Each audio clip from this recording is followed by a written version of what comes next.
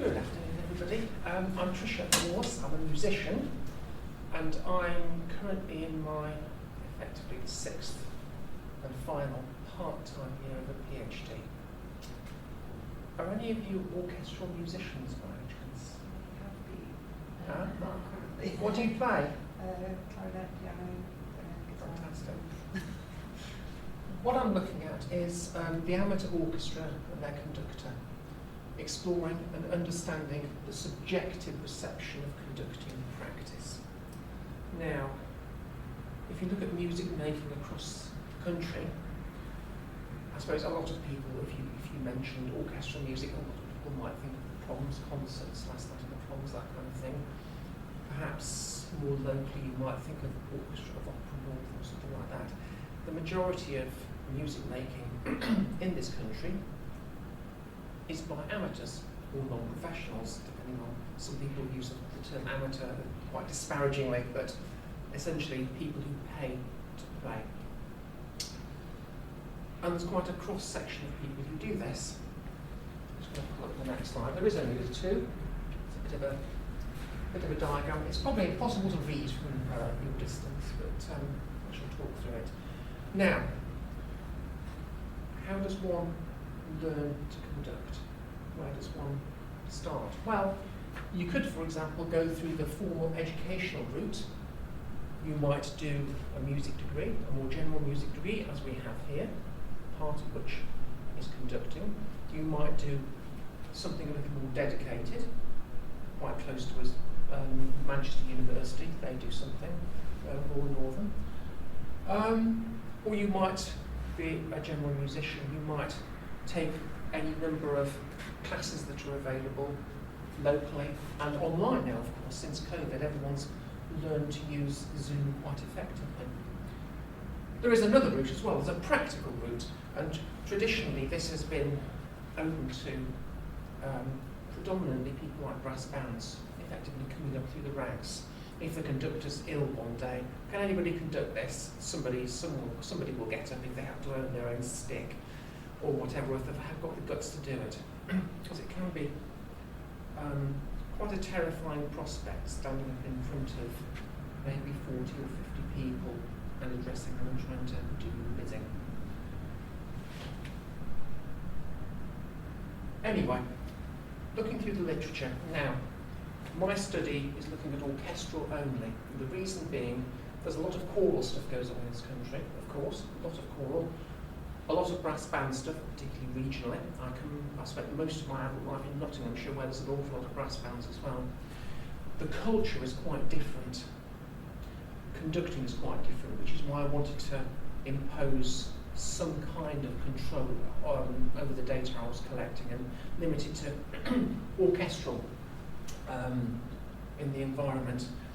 If you look at the current literature, what there is, and there isn't a great deal, but what there is either conductors talking about themselves, conductors talking about other conductors, academics talking about how to conduct, or academics or other conductors discussing particular pieces and what awkward corners there are there and how to deal with that. No one ever asks the musicians. No one ever asks the clarinet player, is the conductor really irritating you today, for example? So I thought it might be useful to actually get out there and talk to the actual musicians on the floor in the raft. Now, luckily in Huddersfield we have a number of orchestras, but very different standards, I'll say, very different types of player, ranging from the professional and the ex-professional who are playing because they enjoy it, to people who are of a more modest standard but enjoy it. And I thought, in my naivety, that it might be possible to draw opinions about conductors from all the local people, being in having connections to the music scene. Now, there are a number of orchestras that said, no way, we don't want anything to do with that. And actually, approaching a couple of different individual musicians, they said, actually, no, we don't really want to be part of this, because if it ever becomes known, and some conductors are quite idiosyncratic, you can perhaps define who one is talking about just by reading about the comments about them. And they were fearful of not being included in work afterwards, despite the fact that I know that all of this data is going to be anonymised and redacted, and no one's going to be identifiable from it. But you have to respect people, they knew that they had their concerns. What I used to great effect, and it's the best way I've used Facebook. Facebook is fantastic. I've changed my mind about it. It's not trying to sell me stuff I don't want. I went out to Facebook to talk to musicians out there across the country, and there was within 12 hours, there was an overwhelming response from people saying, yeah, we don't mind talking about conductors. And so I'm engaging with people. I've interviewed 30 people so far. I've got another 6, 7, 8 to come, and I think there's enough data. The methodology I'm looking at is grounded theory. The reason I'm using that is because there will be some common things, and as you might understand, a number of different common factors are coming out with every interview. But luckily, each individual person is coming up with one gem of information, something unique to them, and it's wonderful to understand that. As soon as it starts getting a bit samey, then that's when I can stop and I can base the research and ground it in the data. So that's where we're at really at the moment. So essentially, we're looking at the orchestral conductor. A lot of people who don't have an orchestral background might think it's all based in the gesture. Not necessarily. Rehearsal is quite different to performance. People are used to seeing a performance. Most people are not used to seeing an orchestral rehearsal. It's quite a different animal. And what's coming out of the data so far, although I haven't analysed all of it yet, but what's tending to come out is, yes, absolutely, what the conductor does with gesture is so important, but they so need to know the music. You can't just stand up on the podium and just do it. You have to research it, you have to understand the music. Not only that, you have to be able to describe it. You have to be able to talk about the music in a number of different terms. If I use some kind of metaphor, it might mean something to me. It might not mean anything to you. So I perhaps need 3 or 4 different ways of saying the same thing in order to get my message across. It's about teamwork. It's about pulling people together and holding them and making sure they feel safe, particularly with less able people, and that they're able to deliver the best they can. This isn't about perfection in amateur circles, because yes, people are getting together to make music, but it's not just that. It's also a social activity. And there is a local orchestra where there's a chap who turns up. He's very, very old. He comes along, he plays the clarinet, semitone flat, but he's having a great time. And people like his company, and that's the part of it, really. So, as well as the technical and musical side of things, performers actually value the social side of things, the ability to pull a group together. It's quite a complex task. There we are.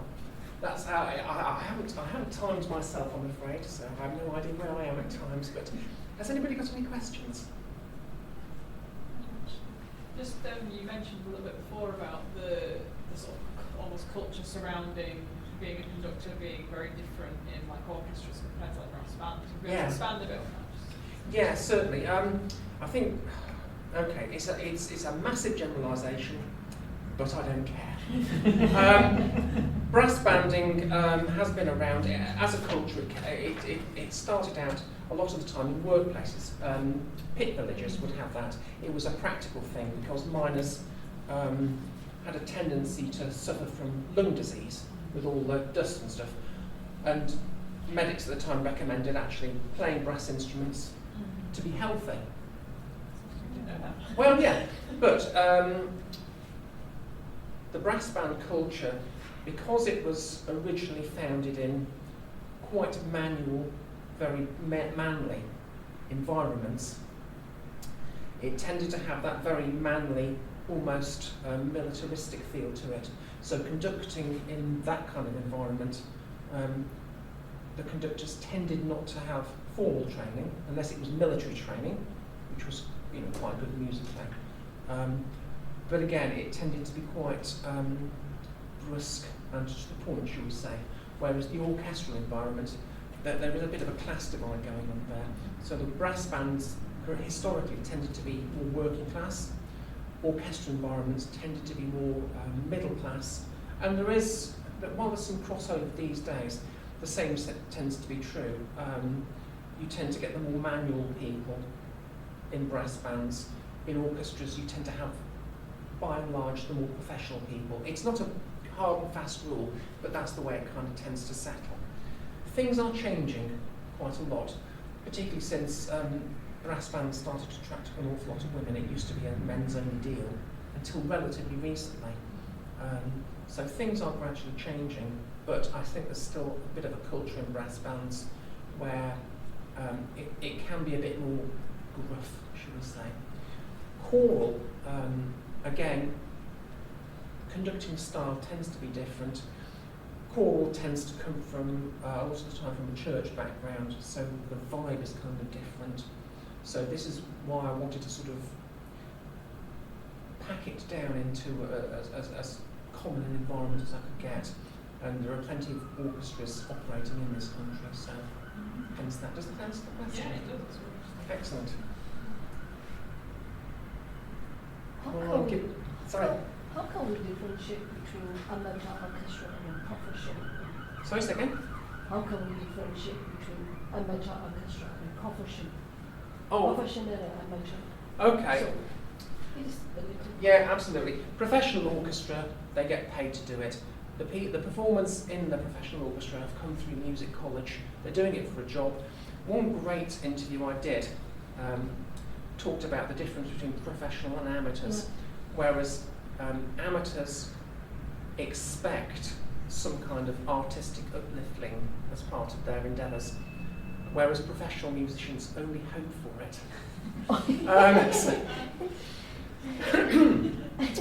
So essentially that, I mean, as a professional musician, you're out, you play in the orchestra, you get paid for it, it's your job. Amateurs work their own jobs, 9 to 5, and then as a leisure activity, and that's the key difference, it's a leisure activity, their performance, and therefore it has a slightly different motivation, shall we say, for being there. Yeah. It would be nice to think that professional musicians are there because they enjoy music, and I suppose, yeah, absolutely that's true. But if you've worked in an office, in a difficult environment or whatever, for 7.5, 8 hours, you come home, you've had a very fast dinner, out to orchestra, you're doing it for the sheer love of it. And that's the difference, I think. It's the motivation for being there. Professional work for money. Have you done any conducting? Yeah, I do quite a lot of that. Yeah, it's very, my first studies. I'm an ex-Perry teacher, so I play most things. But my first instrument is the oboe. The trouble is, you only get 2 oboes to the orchestra unless it's something big, and you might get 3. You can't get a seat round here. I mean, if you stood in the middle of Huddersfield and throw a brick, you're going to hit an oboist. There are more. I mean, I started flirting with the French horn because there's 4 of them in an orchestra, so there's double the chance of getting a seat. But even so, you have to go to Oldham if you want, or Birmingham, where I've been playing. It's quite difficult to actually find an orchestral seat. So yes, conducting is something I've currently got a brass band and a wind band, and I'm looking for an orchestra. And I think I might have to form my own orchestra in order to get that, because it's quite competitive. And there are an awful lot of floppy-haired young men coming out of Northern College, so, you know, I'm fat old and I've got a stupid haircut, and I can't really compete. Hey ho. It'd be nice if you could just have like an orchestra of people who just not even very good. You don't need like a set amount of people who can just. Well, it's true. I mean, actually, that was a real attraction, because do you know the author McCall Smith, who did all the Ladies Detective Agency, based in Edinburgh? He's in one of the founding members of the RTO, the really terrible orchestra, and Yeah, no, they're bloody awful. And actually, they're going to let themselves down. Or one day, they're going to come out with a performance that actually is half decent. And they'll let themselves down. But they get hired for all these festivals. They're very, very popular. And it's the modesty. And I think that's a key thing, because people are doing it for the joy of it. And the audience are there either to see their friends and relatives, to support them, or for the joy of it. And isn't that something that's... I haven't got a word for it, but it feels wonderful to actually sit in a hall that isn't elitist, to listen to some pleasant music, but to know they might play a bum note, and they're as imperfect as you are. Yeah. And that's quite refreshing, I think. Yeah. I like that. It's like, it's a lot of fun, isn't it? It's like fun and music rather than. Yeah, absolutely. Yeah. Because it should be joyful. Right? Yeah. Yeah. Yeah. I love that. Any others? Fair enough. Thank you so much for your time. Thank you.